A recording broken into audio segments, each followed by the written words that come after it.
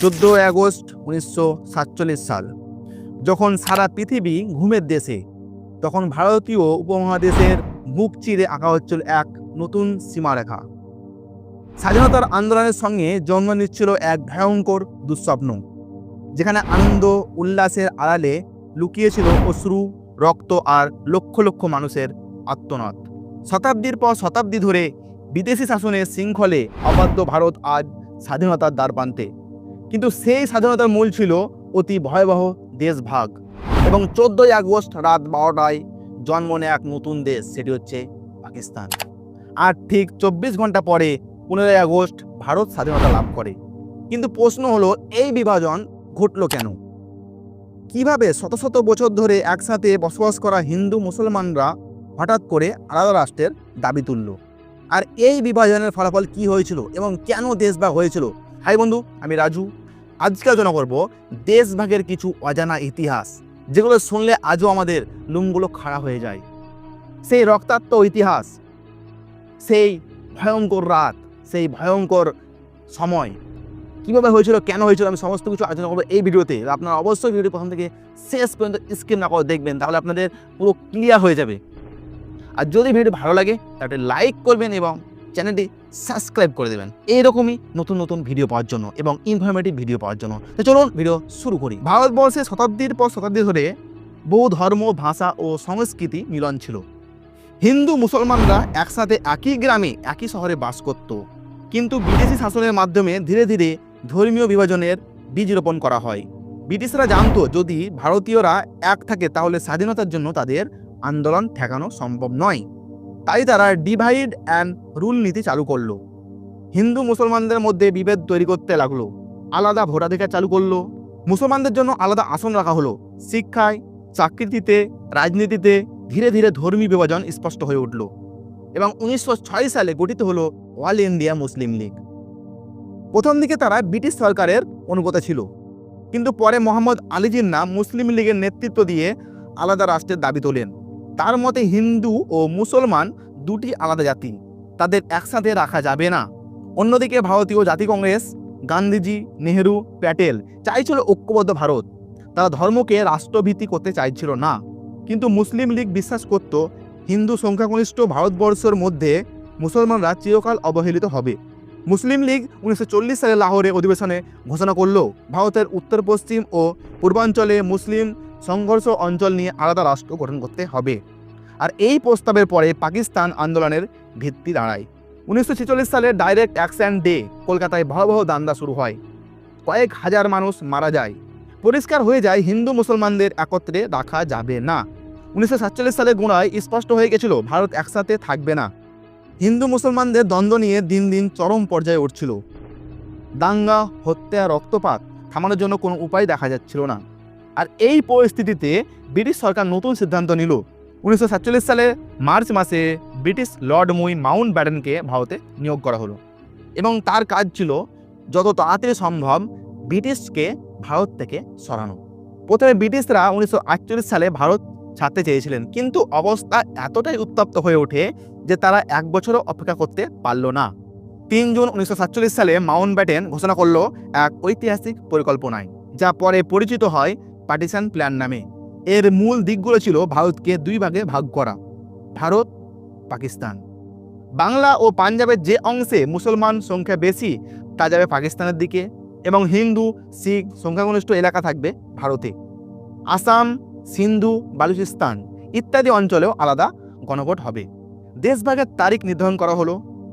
সীমান্ত কোথায় হবে তা নির্ধারণের দায়িত্ব দেওয়া হলো এক ব্রিটিশ আইনজীবীকে, স্যার সাইদিল রেডক্লিফ। তিনি জীবনে কোনোদিন ভারতে আসেননি। মাত্র 5 সপ্তাহ সময় পেয়েছিলেন সীমান্ত টানার জন্য। তিনি কাগজে কলমে মানচিত্র এঁকে সীমান্ত ঠিক করেন, যেখানে মানুষের বাস্তব জীবন, সংস্কৃতি বা ইতিহাসের কোনো খেয়াল রাখা হয়নি। এবং সীমান্তের চূড়ান্ত মানচিত্র প্রকাশ করা হয় 17 আগস্ট, অর্থাৎ স্বাধীনতার 2 দিন পরে। ফলে লক্ষ লক্ষ মানুষ জানতোই না যে তারা কোন দেশে থাকবে, ভারত না পাকিস্তান। আর এই ব্যাপারটাই জন্ম দিল এক ভয়ঙ্কর দাঙ্গায়। পাকিস্তান তৈরি হলো 2টি ভৌগোলিক অঞ্চলের মিলিত রূপে। পশ্চিম পাকিস্তান, বর্তমানে পাকিস্তান, এবং পূর্ব পাকিস্তান, আজকের বাংলাদেশ। আর এই 2 অঞ্চল ছিল ভৌগোলিকভাবে প্রায় 1600 কিলোমিটার দূরে। মাঝখানে ছিল গোটা একটা দেশ ভারত। 14ই আগস্ট 1947 সালে করাচিতে পাকিস্তানের প্রথম রাজনীতিতে অনুষ্ঠিত হলো স্বাধীনতার অনুষ্ঠান। মোহাম্মদ আলী জিন্নাহ হলেন পাকিস্তানের প্রথম জেলারে। তার বক্তব্য তিনি বলেছিলেন, পাকিস্তান হবে মুসলিমদের জন্য নিরাপদ আশ্রয়। করাচি, লাহোর, ঢাকা সহ বিভিন্ন শহরে উল্লাসে মেতে উঠেছিল। নতুন পতাকা উঠল, গান গাওয়া হলো, সবাই নতুন ভবিষ্যতের স্বপ্ন দেখতে শুরু করলো। কিন্তু এই আন্দোলনের আড়ালে লুকিয়েছিল এক অনিশ্চয়তা। পাকিস্তানের জন্মের সাথে সাথে শুরু হলো ভয়ঙ্কর বাস্তুচ্যুতি। হিন্দু শিখরা তাড়াতাড়ি পশ্চিম পাকিস্তান ছেড়ে পালাতে লাগলো, আর একইভাবে ভারতের ভিতর থেকে বহু মুসলিম ছুটে গেল পাকিস্তানে। আর এই যাত্রাপথে অসংখ্য মানুষ খুন হয়, ট্রেন ভর্তি লাশ সীমান্তে পৌঁছায়। স্বাধীনতার পর পাকিস্তানের সীমানা কোথায় হবে তা কেউ জানতো না, কারণ রেড ক্লিফ লাইনটা প্রকাশিত হয়েছিল স্বাধীনতার 2 দিন পরে, অর্থাৎ 17ই আগস্ট। আর এভাবেই জন্ম হয় পাকিস্তানের। একদিকে উল্লাস, অন্যদিকে কান্না ও রক্ত সমাহার। 15ই আগস্ট 1947 সাল, শতাব্দীর পর শতাব্দী সংগ্রাম, আন্দোলন, শহীদের রক্ত আর কোটি কোটি মানুষের আত্মত্যাগের পর অবশেষে স্বাধীন হয় ভারত। তবে এই স্বাধীনতা ছিল এক অদ্ভুত মিশ্রণ, আনন্দ, কান্না, আশা ও হতাশা। 15ই আগস্ট রাত 12টা, দিল্লির সংসদ ভবনে ইতিহাসের সেই মুহূর্তে ভারতের প্রথম প্রধানমন্ত্রী জওহরলাল নেহরু দিলেন তার বিখ্যাত ভাষণ। আর উল্লাসে মাতল গোটা ভারতবর্ষ। দেশের সর্বত্রে আনন্দের ঢেউ বইতে লাগলো। লালকেল্লায় ভারতের পতাকা উত্তোলন করা হলো। গ্রাম থেকে শহর পর্যন্ত মানুষ নাচ গান উদযাপন করতে লাগলো। বহু মানুষ বিশ্বাস করতে পারছিল না যে সত্যি বিদেশি শাসন শেষ হলো। কিন্তু এই আনন্দের সময় গান্ধীজি সেখানে উপস্থিত ছিলেন না, তিনি ছিলেন কলকাতায়। কারণ সেখানে হিন্দু মুসলিম দাঙ্গা থামানোর ছিল তার প্রধান লক্ষ্য। যখন সারা দেশ উদযাপনে ব্যস্ত, গান্ধীজি তখন রক্তপাত বন্ধ করার চেষ্টা করছিলেন। যদিও স্বাধীনতার আন্দোলন ছিল সীমাহীন, কিন্তু তার আড়ালে লুকিয়েছিল বিভাজনের বেদনা। লাখো পরিবার রাতারাতি ভিটেমাটি হারিয়েছিল। আর স্বাধীনতা মানে ছিল কেউ ভারতীয়, কেউ পাকিস্তান। যেদিন ভারত জন্ম নিল সেদিন বহু মানুষ উদ্বাস্ত হলো। ভারত প্রতিজ্ঞা করলো এটি হবে একটি ধর্মনিরপেক্ষ গণতান্ত্রিক রাষ্ট্র, কিন্তু পাকিস্তান জন্ম হলো মূলত ধর্মের ভিত্তিতে। আর ভবিষ্যতে দুই দেশের সম্পর্ককে আরো জটিল করে তুলল। দেশভাগের ফলে প্রায় 1.5 কোটি মানুষ বাধ্য হলো নিজেদের জন্মভূমি ছেড়ে অন্য দেশ যেতে। দেশভাগের সবচেয়ে ভয়ঙ্কর প্রতীক হয়ে দাঁড়িয়েছিল এই ট্রেনগুলো, যে ট্রেনগুলো সীমান্ত পার হতো মানুষ ভর্তি হয়ে, এবং অপর প্রান্তে সীমান্ত পার হতো পুরো লাশ ভর্তি হয়ে। এখানে শিখ, হিন্দু, মুসলমান কেউ রক্ষা পায়নি। আর ট্রেনের কামরায় জাতি নয়, লাশের স্তূপ পড়ে থাকতো। পাঞ্জাবে শুরু হয় ভয়ঙ্কর যজ্ঞ হত্যা। শিখ ও হিন্দুরা মুসলমানদের হত্যা করতে লাগলো, আবার মুসলিমরাও শিখ ও হিন্দুদের উপর হামলা চালালো। বাংলার পূর্ব ও পশ্চিম অংশে দাঙ্গা ছড়িয়ে পড়ল। সর্বত্র একটাই দৃশ্য, আগুন, কান্না আর লাশের স্তূপ। এই সময়ে নারীরাই সবচেয়ে বেশি নির্যাতনের শিকার হয়েছিল। হাজার হাজার নারীকে অপহরণ করা হয়েছিল। কারো পরিবারকে তাদের চোখের সামনে হত্যা করে তাদের তুলে নিয়ে যাওয়া হতো। লজ্জা ও ভয়ে অনেক পরিবার নিজের মেয়েকে হত্যা করতে বাধ্য হয়েছে। যারা প্রাণে বাঁচতে পেরেছিল তারা উদ্বাস্ত হয়ে আশ্রয় নিল নতুন দেশে। পাঞ্জাব ও বাংলার সীমান্তে তৈরি হলো বিশাল শরণার্থী শিবির। অনেক পরিবার বছর পর বছর তিরপল টাঙিয়ে তাঁবুর নিচে কাটাতে বাধ্য হয়েছিল।